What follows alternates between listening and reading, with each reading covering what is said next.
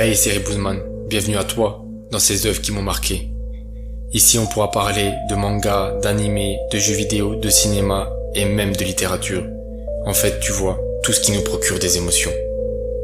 Pour ce deuxième épisode, on va parler de cinéma. Et ce chef-d'œuvre de la SF spatiale, bien sûr, Interstellar. Dans cette première partie, on va retracer les jeunesses du projet jusqu'à la fin du tournage.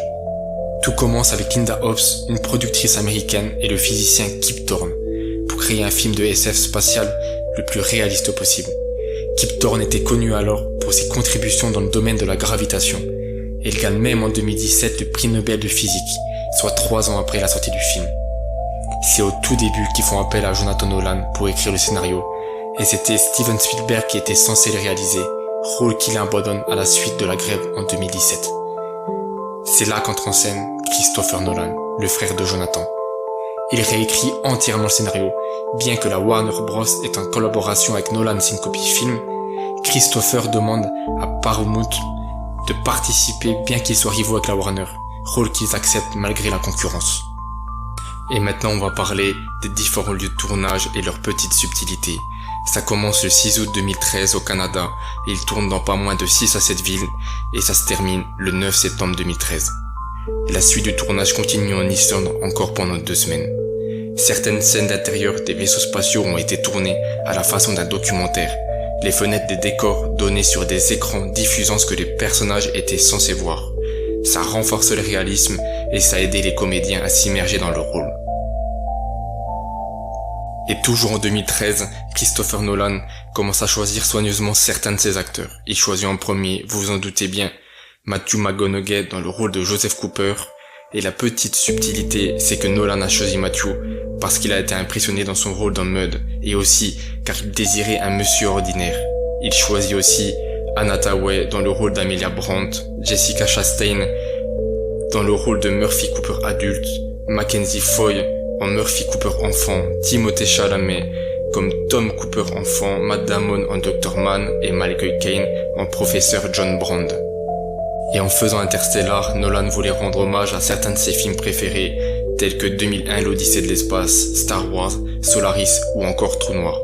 Et pour le côté musical, ça a bien sûr été composé par Hans Zimmer. Et la petite subtilité, c'est que Nolan a demandé à Zimmer de composer toute la musique sans rien connaître du scénario.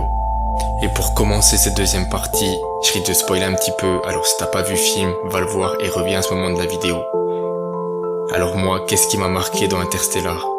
Moi, comme beaucoup, depuis petit, je pense que on est tous fascinés par l'espace. Cette immensité mystérieuse, noire, remplie de planètes, remplie d'étoiles qui peuvent nous tuer à chaque instant. Et je trouve que le film arrive bien à retranscrire ce moment de solitude. Et on remarque qu'au final qu'on n'est qu'une poussière dans l'infinité de l'espace. Et justement, Christopher Nolan a réussi à bien saisir ce sentiment. Le passage qui m'a vraiment marqué, c'est ce moment où Joseph Cooper et tout son équipage commencent à quitter l'atmosphère terrestre et que le professeur Brand commence à narrer un poème écrit par le gallois Dylan Thomas en 1952. Et j'aimerais bien partager ce moment avec vous. N'entre pas docilement dans cette douce nuit, mais le vieillage doit gronder, tempêter au déclin du jour. Hurler, hurler à l'agonie de la lumière.